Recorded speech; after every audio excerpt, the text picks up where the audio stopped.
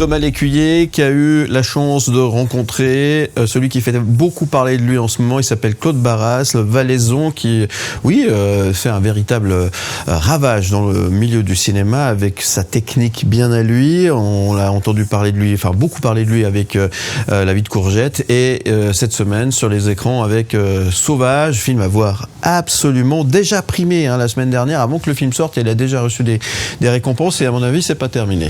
Oui, alors il a été présenté à Cannes, et il a été ovationné lors de sa présentation à Cannes. Il a été déjà lauréat effectivement du Kids Awards au dernier festival de Locarno. Il vient d'être nominé au prix du cinéma européen. Philippe, avec Sauvage, Claude Barras nous plonge au cœur de la jungle de Bornéo auprès des orang-outans menacés d'extinction à cause de la culture intensive d'huile de palme. Il revient pour nous sur la genèse de ce projet et ses sources d'inspiration. Bonjour, je suis Claude Barras et vous êtes sur M le Média. Cette idée, je pense qu'elle vient de mes grands-parents qui étaient agriculteurs semi-nomades dans les Alpes. Et je pense que en 2 générations, le monde de l'agriculture a vraiment basculé vers la modernité de manière assez radicale, et on l'oublie des fois un petit peu.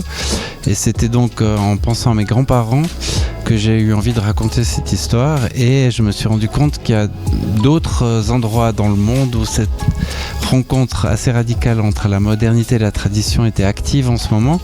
Et il se trouve que c'est l'endroit aussi où les derniers orang-outans ont encore un bout de forêt pour transmettre leur savoir-faire et se reproduire, et c'est à Bornéo. Et donc voilà, mis ça tous ensemble, ça m'a dirigé vers Bornéo. Paradoxalement aussi, moi, en me documentant sur le film, sur le commerce de l'huile de palme, des matières premières, sur la lutte des peuples autochtones, sur la lente disparition des orang-outans, j'ai carrément fait une dépression, de l'éco-anxiété. Enfin, c'était pas facile, parce que c'est vrai que c'est des sujets, en fait, on comprend pourquoi les gens font du déni, parce que si on s'intéresse, on se sent tellement impuissant. Puis finalement, en découvrant des gens qui luttent, en découvrant que malgré tout, il y a toujours un peu d'espoir, et surtout si on s'adresse aux enfants, il faut aller chercher cet espoir. Moi, ça m'oblige aussi, en faisant un film pour enfants, à trouver de l'espoir et essayer de transmettre. Donc c'est, je pense, surtout ça qui est important dans le film pour moi. Sujet grave, sujet important. Je regardais les extraits des images. Vous vous rendez compte que c'est vraiment une image, une photo, une image, une photo, une image, une photo. Il y en a pour des semaines et des semaines de travail. Alors, des semaines et des semaines, des mois et des mois. Il faut imaginer, Philippe, le travail minutieux et dantesque qu'il a fallu justement pour aboutir à ce résultat magnifique à l'écran. La jungle va prendre vie sous nos yeux avec sa végétation luxuriante, sa vie sauvage, riche de multiples animaux et bien évidemment ces fameux orang-outans. Un tel film d'animation, ce sont des années de travail et des centaines de personnes, comme nous l'explique Claude Barras. Dans le stop motion, ce qu'il y a, c'est qu'il faut faire les choses dans un certain ordre pour pouvoir arriver au moment du tournage et mettre sur le plateau des marionnettes qui ont été fabriquées à Annemasse, des décors qui ont été faits en Bretagne, et puis accueillir l'équipe qui va mettre en scène et faire bouger tout ça et mettre en lumière. Et donc il faut avoir un peu d'imagination et de confiance dans les équipes pour se dire que tout ça mis ensemble, ça va fonctionner et faire un bel univers. Et puis après, il y a quand même une des grandes qualités qui est requise, c'est de savoir travailler ensemble en bonne intelligence, parce que pour faire un long métrage, c'est beaucoup de travail. Il y a eu 332 personnes qui ont travaillé sur le film, alors par équipes successives qui se croisent et qui collaborent plus ou moins ensemble, mais du coup il faut aussi savoir faire confiance aux autres, laisser la place aux autres, et puis coordonner un peu toutes ces énergies pour arriver à un film qui fonctionne. Il y a 5 ONG qui couvrent un peu différents domaines que le film balaye, le commerce d'huile de palme, les orang-outans, les pénans qui essayent de préserver un mode de vie traditionnel, et on peut, soit en donnant un peu d'argent, soit en faisant attention à ce qu'on consomme, et c'est assez bien expliqué sur le site à quoi il faut faire attention.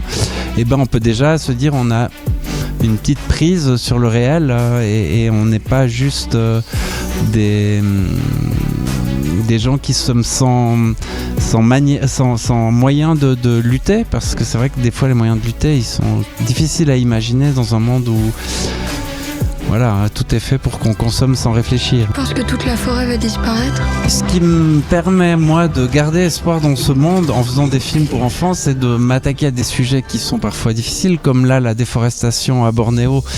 Ça semble déjà presque foutu. Disons qu'il y a plus de 80% de la forêt qui a été transformée en huile de palme.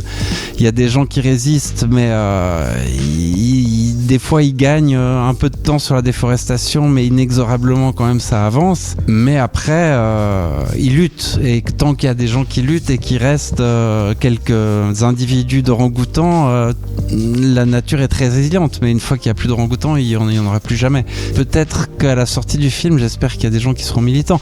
Mais raconter cette histoire, oui, pour moi, c'est une forme de militantisme aussi. Mais j'ai pas envie, disons, de faire la morale ou de dire ce qu'il faut faire.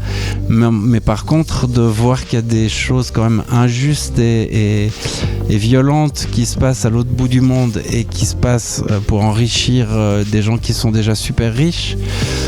Voilà, c'est pas un scoop, hein, mais en même temps, c'est bien de pouvoir le vivre de l'intérieur avec des enfants parce que du coup, ça nous donne peut-être plus envie de faire quelque chose.